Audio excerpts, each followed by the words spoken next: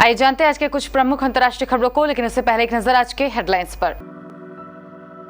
Helicopter हादसे में CDS Vipin Rawat की मौत, वायुसेना ने की पुष्टि, जा रहे थे डिफेंस सर्विसेज कॉलेज। दिल्ली में होगी तेजस्वी यादव की सगाई, जाने कौन है उनकी दुल्हनिया।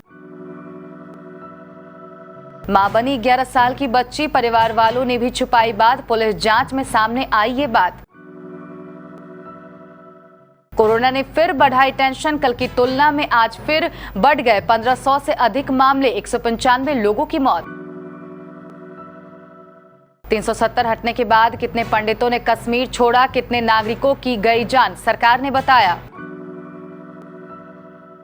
केंद्र सरकार का प्रस्ताव संयुक्त किसान मोर्चा को मंजूर, कल 12 बजे घर वापसी का ऐलान संभव।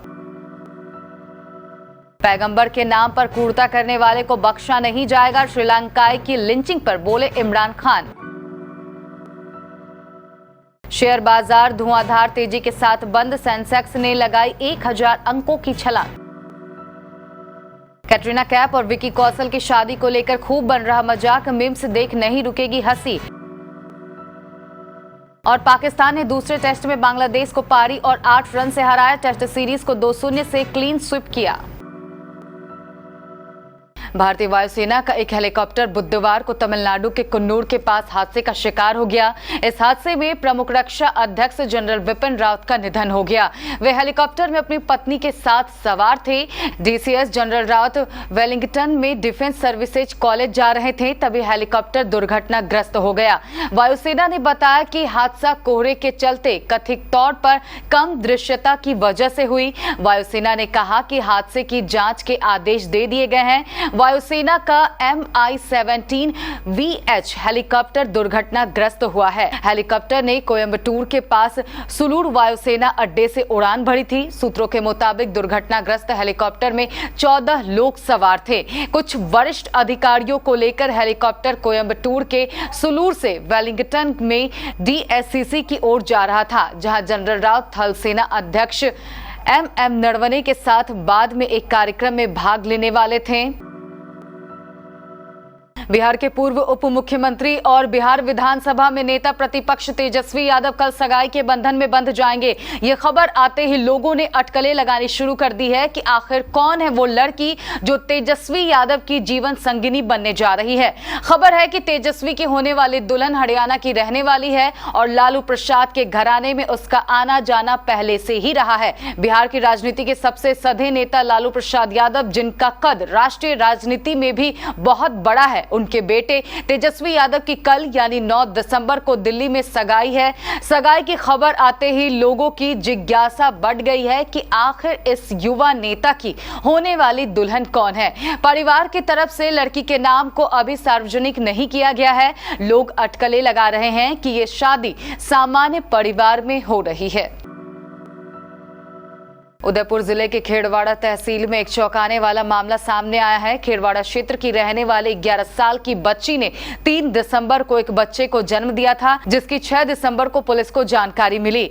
जब पुलिस ने पूछताछ शुरू की तो सामने आया कि गांव के पास के एक किशोर ने लड़की के साथ दुष्कर्म किया था, जिसके बाद बच्ची प्रेग्नेंट हुई। बड़ी बात तो ये है कि बच्ची के माता पिता सहित परिवार के सभी सदस्यों को पूरी जानकारी थी, फिर भी उन्होंने इस बात को छुपाए रखा। अब पुलिस किशोर की तलाश कर रही है। ओमिक्रॉन के खतरे के बीच कोरोना ने एक बार फिर से टेंशन बढ़ा दी है। दरअसल आज यानी बुधवार को मंगलवार की तुलना में 1500 से अधिक मामले सामने आए हैं। स्वास्थ्य मंत्रालय द्वारा बुधवार को जारी आंकड़े के अनुसार बीते 24 घंटे में कोरोना संक्रमण के 8439 मामले सामने आए हैं और 195 लोगों की मौत हो गई है। इस दौरान 9525 लोग स्वस्थ भी हुए हैं। स्वास्थ्य मंत्रालय के अनुसार देश में अब तक कुल 93,733 सक्रिय मरीज हैं। वहीं देश में अब तक कोरोना के कुल 3,46,56,822 मामले आ चुके हैं, जबकि कुल 3,40,89,137 लोग स्वस्थ हो चुके हैं। वहीं कुल मृतकों की संख्या की बात करें तो यह 4,73,952 हो चुका है। देश में अब तक कुल टीके की कुल 129.5 करोड़ से अधिक खुराक दी जा चुकी है। जम्मू कश्मीर से विशेष राज्य का दर्जा वापस लिए जाने को अब 2 साल से ज्यादा का समय बीत चुका है। अनुच्छेद 370 हटाए जाने के बाद से ही घाटी को लेकर अलग अलग दावे किए जा रहे हैं। कुछ नेताओं का कहना है कि घाटी में हिंसा और आतंकवाद के मामले बढ़ गए हैं, तो वहीं कुछ का कहना है कि 370 हटने से यहां विकास की बयार बहने लगी है। हालांकि अब सच केंद्र सरकार ने संसद में बताया है। सरकार ने बताया है कि 5 अगस्त 2019 के बाद से अब तक घाटी में 366 आतंकवादियों को ढेर किया गया है।